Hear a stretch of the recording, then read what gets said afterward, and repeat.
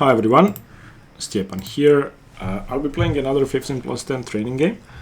I did a lot of analysis on the game so far, and I have to say I agree with what you guys are writing in the comments. I know a lot of theory and my calculation sucks, so that's probably my biggest problem so far in my training. I think when it comes to creating plans, I'm doing better than when it comes to calculation. And I think I need to improve my visualization, calculation, and overall speed. And I need to become better at noticing tactics, noticing tactical patterns, noticing prophylactic moves, being aware of what my opponent is going to do. And I also need to become quicker at calculating that. So in very concrete positions, with where there are tactics involved, I do a lot worse than in slow positions, and I have to change that. I think that tactics are something you can train similar to your muscles, and every time I did tactical training consistently, I would see that I'm improving and becoming quicker, and then every time I would stop doing that, my skill would sort of deteriorate and I would become worse. So that's a reassuring fact, because the other things take more time to learn, and tactics you get good at one point because you improve your pattern recognition and simply increase the number of patterns you recognize. But then it comes to being able to find them and calculate them quickly, which is, I think, more being in shape than actually being good at tactics. So I don't know. But yeah, I agree with what you guys are saying, and I've noticed that throughout my games. I make a lot of tactical mistakes. And it's not only not noticing what I can do, it's not noticing what my opponent is about to do. If there's something strategic my opponent is about to do, then most of the time I'm aware of it. And if there's something tactical my opponent is about to do, I'm much worse at that. Okay, it seems it's very hard to get a game. Yeah, so far I've played 12 games in September. Won 10, lost 2. One of them I lost to a cheater and blundered straight out of theory. I mean, even if he wasn't cheating, he would have beaten me. The other game I lost was Rosolimo, in which I was better and then I played like an idiot. So it's a good score so far, although the day before yesterday I should have lost my game. I was completely busted. So I don't know how well this is going so far, but I'm pretty happy. And as I said, at the end of each month I'll try to do an analysis of how I did. Not only how many games I won, how many I lost, how many I drew, but what sort of mistakes I was making most often, and generally why I lost or made mistakes. Also rating progress. Yeah.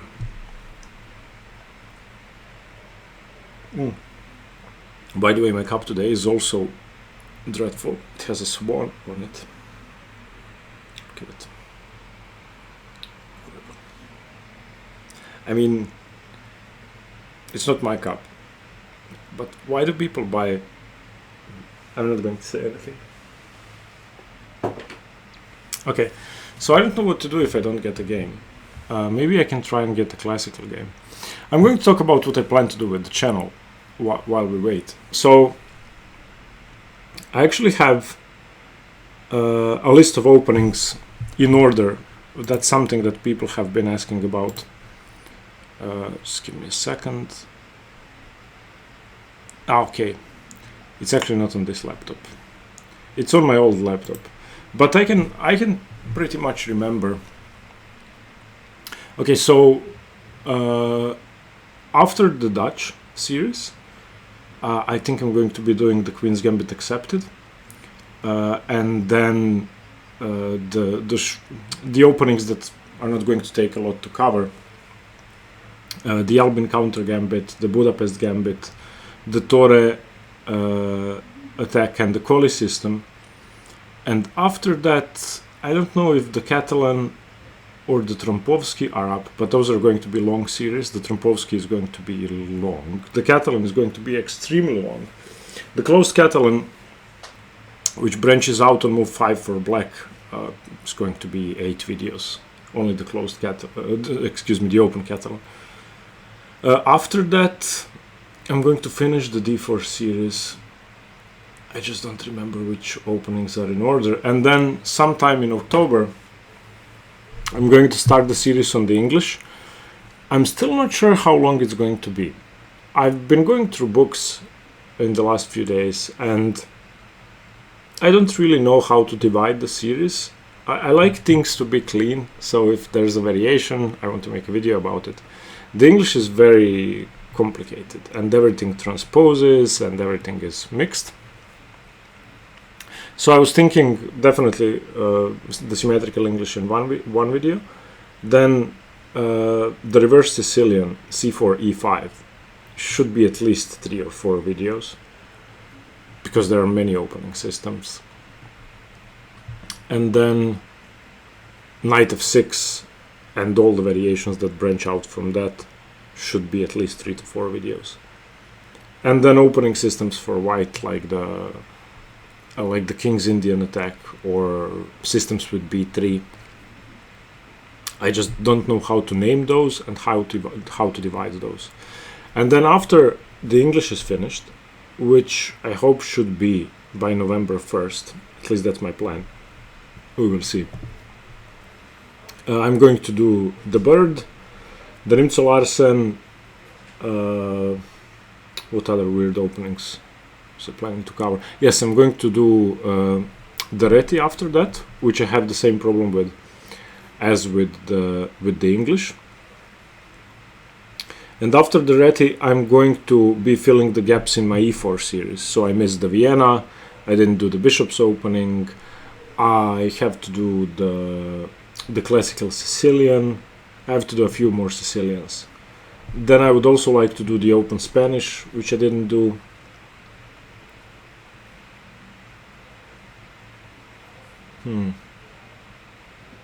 Yes, the Breyer Karo-Kann I wanted to do. Finally we get a game. Sorry for my rant, but I didn't know what to do while we wait. So now you know what the schedule is. I'm actually going to update you on the schedule once I know everything. Please play a move. Yes, he didn't abort. I'm playing the Karo-Kann because I love the Karo-Kann. Let's see what happens. Una Bomber, that's familiar. Is that a band? What's Una Bomber? I've heard it before. Panov or the exchange? Panov, yes! I like being on the black side of the Panov and on the white side of the exchange. Let's see, Knight f3 or Bishop g5. Knight f3 leads to a complicated variation, theoretical variation, which ends in a drawn endgame. So Knight f3, Bishop g4, Queen b3, takes the knight, g takes. Ugh. Oh, last time I played it, it was the Croatian Cup 2019, around 5. I won the game against a 2150. He knew the variation. He was surprised I knew the variation. He opened with the English and then I went in for that. And after the game, I heard him say that I got into his prep. And that's true, I actually prepared that for a long while because I saw that he meets c6 with e4. So c4, c6, e4 transposes into the Panov after d5. And takes, e takes, c takes, d4. So Bishop g5 and Knight f3 are the only two moves. I don't know any other moves. He could take on d5, but... Okay, plays Bishop g5. Now I could play g6, e6, Bishop e6, take on c4. What do I want to do? I'm going to play e6, which is the safest, although then he could play c5. And if you read the Understanding Chess Middle Games by John Nunn, the first chapter the intro chapter is a discussion about this position after e6, c5, where Botvinnik and Max Juve said that white is better because he has a 3-2 pawn majority, but then John Nunn goes on to say that the pawn majority doesn't give white a winning position. It's a number of small advantages that he accumulated throughout the game that won the game. But I still don't like playing against this. Okay, I will play against this. c5 is the critical move. If bishop e2, then I take on c4, win a tempo. Okay. Now, b6 is what you should play. So let's play b6. I need to undermine that structure straight away before he has time for a3, b4. Okay, this is a trick. If I take, then he plays queen a4, of course, winning my knight. So I'm going to take on c5.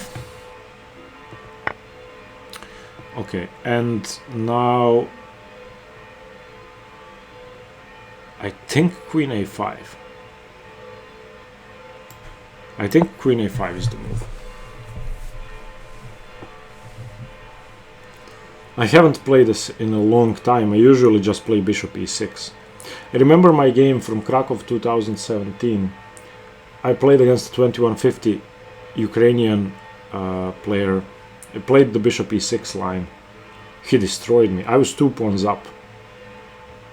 And I don't remember how he got that quick attack, but I remember resigning 2 pawns up.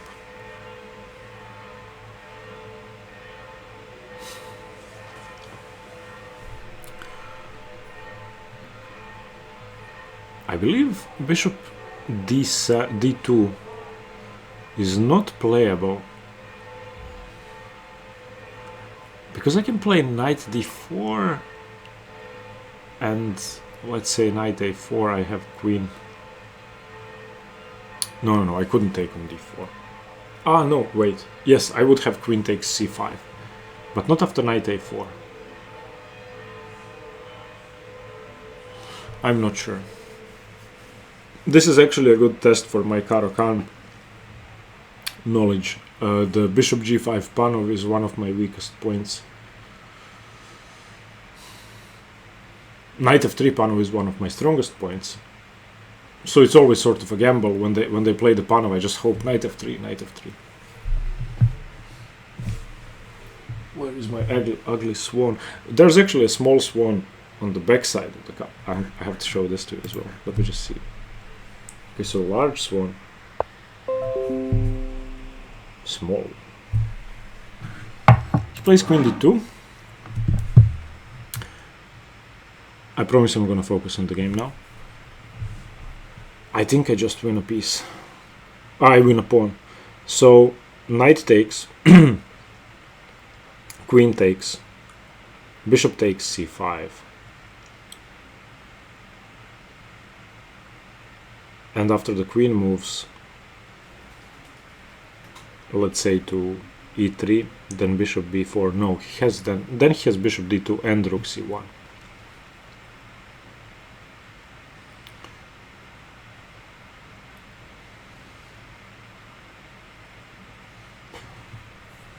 Okay, I will just play bishop e7, and then after bishop b5, I will play bishop d7.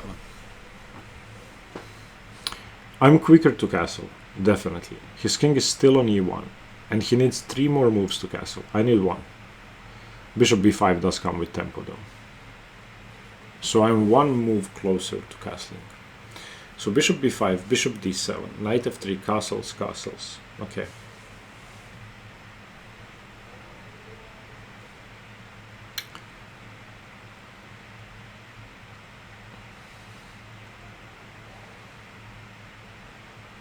Oh, maybe I had some tricks still. So maybe I could have played knight takes d4. Knight takes d4, queen takes d4, bishop c5, queen e3, knight e4, bishop d2, bishop b4, rook c1, and then I don't have rook c8 yet, so I'm one move away from winning a piece. Maybe it did work. So let's look at it again. Knight takes, my bishop is on c8, his is on f1. Knight takes, queen takes, bishop c5, queen e3, knight e4, bishop d2, bishop b4, rook c1, bishop d7. I wouldn't be quick enough.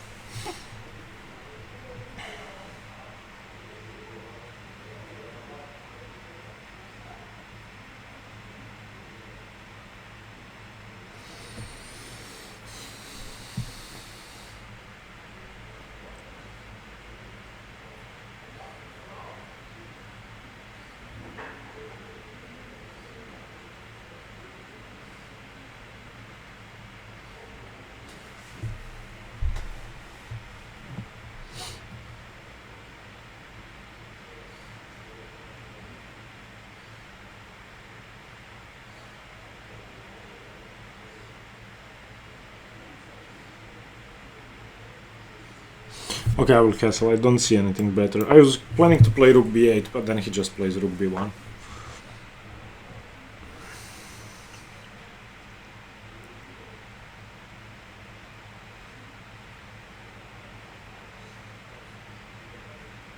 And he should probably do the same.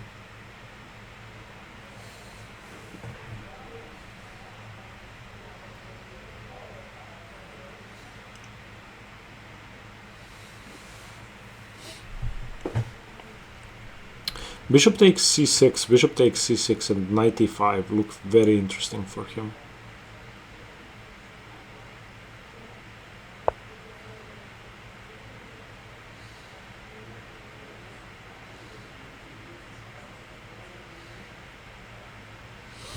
So I will try to first chase his bishop away somewhere. I don't like this pin.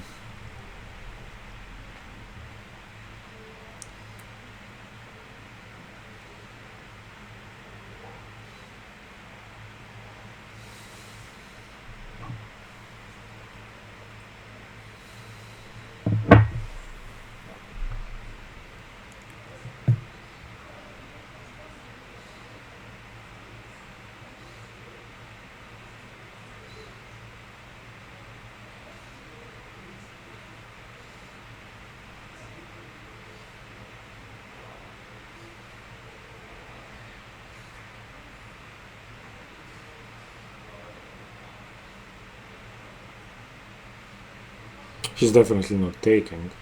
He may be considering bishop f4, breaking the pin, but putting the bishop on a square from where it can control e5, which I think is very important here. Yeah, okay. Now my question is, can I play knight h4, knight h5, force the bishop to e3?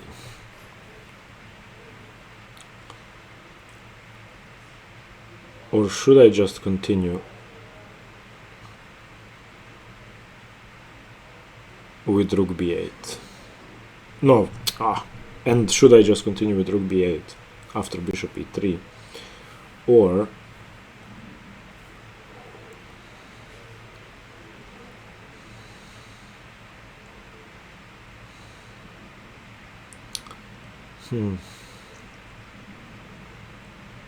So the problem I have is if I play a6, he takes,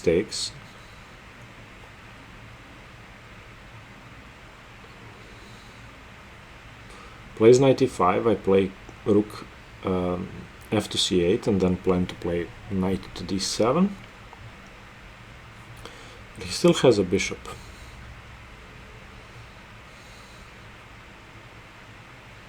And I would like to prepare e5 somehow,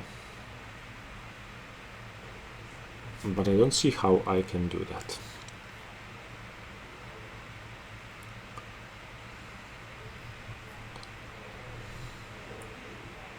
Okay, a6 is a tempo move, and let's see what he does. I mean, Whether he gives up the bishop or not is going to determine the nature of this position. So let's see what he does. I mean, d3 is an option, a4 is an option. Okay, he takes. I think that's the best idea, just to get control over e5. But my plan is to play knight d7. What? That doesn't win a pawn. I take on d4 in the end. I'll admit that I didn't see it, but it doesn't win a pawn.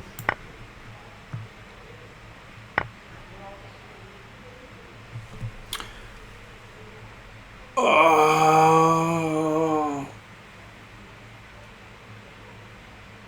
Oh.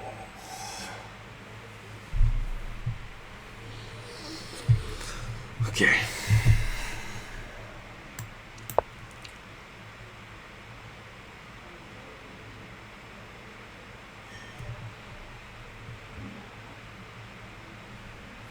And that's exactly what I was talking about.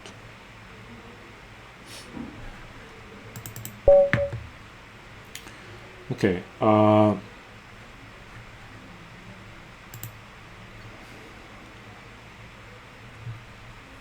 Wow. Okay. And again, I missed a discovery. So I have to play queen d8. For some reason, when he played that, I was expecting knight takes f6.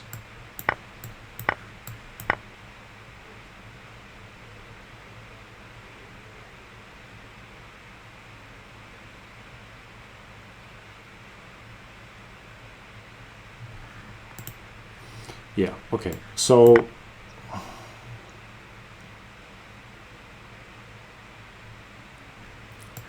yeah, I'm just a moron. I didn't even consider knight takes e7.